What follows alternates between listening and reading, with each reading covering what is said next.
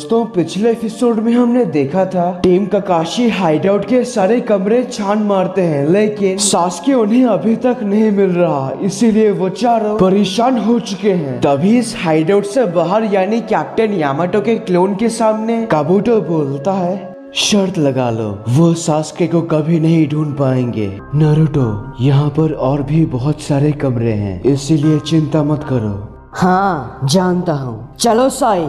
Naruto और साई बाकी के कमरों में ढूंढने के लिए जाते हैं, तो दौड़ते वक्त अचानक से साई नारुतो में उसके बड़े भाई की छवि को देखता है, पर नारुतो बहुत ही ज्यादा थका हुआ है उस 9 टेल रूप के कारण, इसीलिए दौड़ते वक्त जमीन पे गिर जाता है।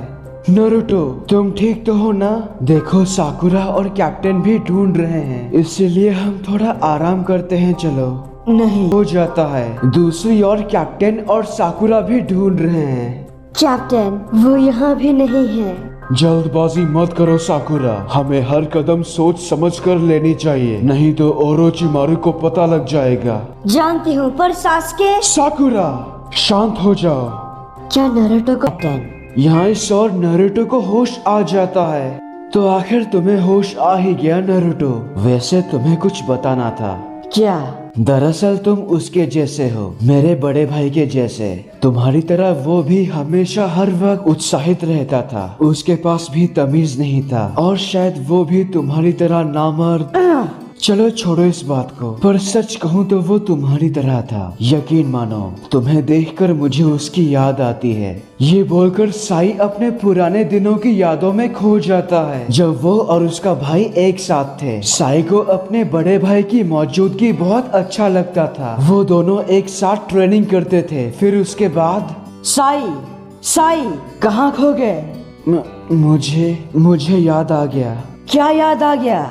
मेरी अधूरी पिक्चर बुक। मुझे याद आ गया इसे कैसे पूरा करना है। साई अपनी अधूरी पिक्चर बुक को कुछ इस तरह से पूरा करता है, इसे देखकर नारुतो को सच में खुशी होती है। तो आखिर यही करना बाकी था। हाँ नारुतो, मैं उसे ये करके दिखाना चाहता था। ये हमारे सपनों का पिक्चर बुक है। मैं खुश हूँ तुम्हारे लिए। देखा जाए तो साई की यह मुस्कुराहट एकदम सच्ची है। तभी उसी वक्त ओरोचिमारू यहाँ आता है, जिसे देखकर दोनों हैरान होते हैं। साई, तू इस बार बता दो आखिर तुम किसके तरफ हो? साई, यहाँ समय मत गवाओ, ओरोचिमारू को मैं रोकता हूँ, तुम ये बोलकर साई चला जाता है आगे, तो ओरोचिमारू कहता है, नारुतो, आखिर कब तक सास्के के पीछे पड़े रहोगे? जब तक मैं उसे तुमसे बचा नहीं लेता तब तक। कुछ भी कहो, तुम्हारी हिम्मत कमाल की है, पर क्या तुम्हें लगता है नारुतो कि तुम ये कर पाओगे? मुझे फर्क नहीं पड़ता, तुम एक लेजेंडरी सानिन हो, मैं तुम्हें हराऊंगा। बेशक, पर तुम्हारी वो ताकत कहाँ? मारू की बातें सुनकर नारुतो उन बातों को याद करता है जो कैप्टन यामाटो ने उस वक्त कहा था।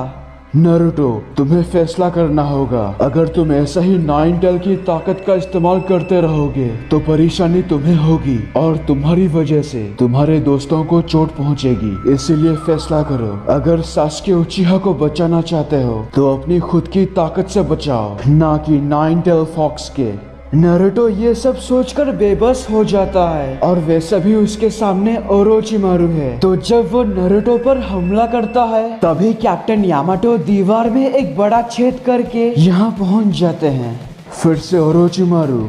दूसरी ओर साई सास्के को और भी जल्दी से ढूंढने के लिए अपने स्क्रॉल पर बहुत सारे चूहों की ड्राइंग करता है। फिर अपने सुपर बीच स्क्रॉल जुत्सु से उन चूहों को जिंदा करके सास्के को ढूंढने के लिए हर जगह भेज देता है, और ये चीज और मेरे इस एहसान के बदले अकात्सुकी को तो हो जाता है, और वो तीनों थोड़ा रिलैक्स फील करते हैं। नारुतो, साई कहाँ चला गया? चिंता मत करो, सास्के को ढूंढ रहा होगा वो।